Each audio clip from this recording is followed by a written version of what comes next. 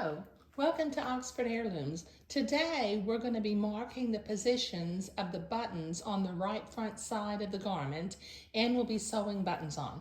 But before I do that, I got a couple of housekeeping things I want to go through.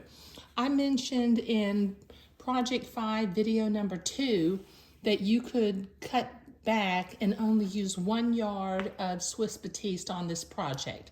I just wanted to clarify that is if you are using 60-inch Swiss batiste. If your Swiss batiste is narrower, and some people have some Swiss batiste that they've had in their stash for several years, you may need to have the entire 1 5/8 of a yard. So just check the width of your fabric. If it's 60 inches, you can get by with 1 yard. If it's narrower, you may need a little bit more. Okay, the other thing I want to mention, we're getting close to being finished with the day gown part of project number 5. We're going to be sewing the buttons on today. The next thing I'll be doing, I'll be hemming the garment and then creating the little sleeves. But on the little teacap, I think I mentioned that I'm going to be doing some hand embroidery on the bonnet. So what I wanted to do was I went ahead and created a sketch for the hand embroidery.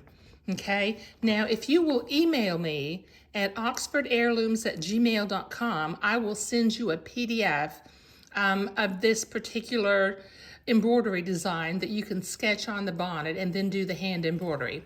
And I will include this as a slide at the end of this video also. Okay, so getting to what we're doing today. I'm going to be using the ironing board today because I need to mark the positions of my buttons, my 7 buttons, on the right front part of the garment.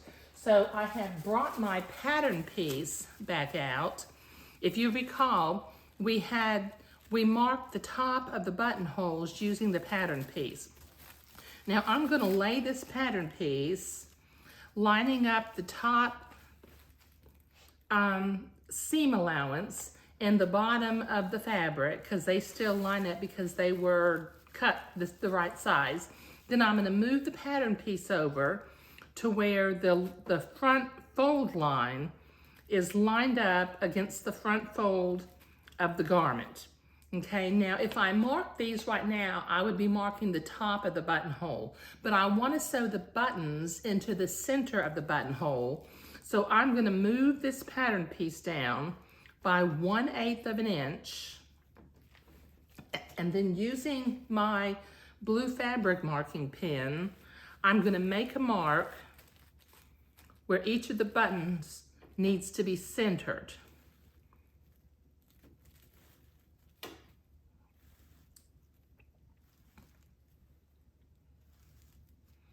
Okay, so I've got all 7 of my buttons where they will be centered. Now, when I sew these on using my preferred method of sewing a button on, I'm going to center my button on these little blue dots, okay? The other thing I'm going to do is my buttons have 2 holes. So I'm gonna make sure that my buttonholes are lined up parallel to the edge of the garment and not perpendicular to the garment, because our little buttonholes are so small.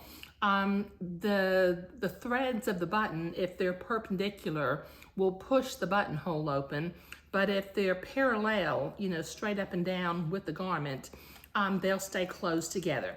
But that's going to take me a few minutes to sew on my 7 buttons, so I'll be right back. Okay, I've got my 7 buttons sewn onto the right front part of my garment. All of the holes in the buttons are positioned where they're parallel along the front fold of the garment so that they won't open up the buttonholes real wide. While I was hand sewing, I went ahead and tacked my little bit of entredeaux and lace to the inside at the right neck opening, and I have also cut my buttonholes open.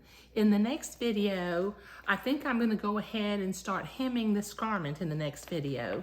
So what I'll do is I will button my garment along the front. Okay, so that'll take me a minute to button. Okay, but that's what I'm doing today, you know, sewing the buttons on, tacking down the lace, and getting ready to hem in the next video.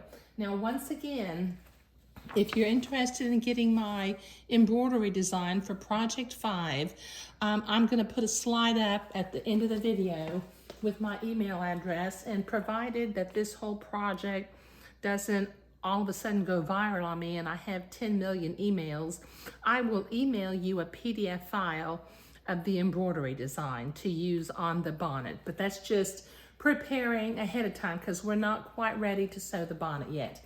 But that's what we're doing today. Thank you.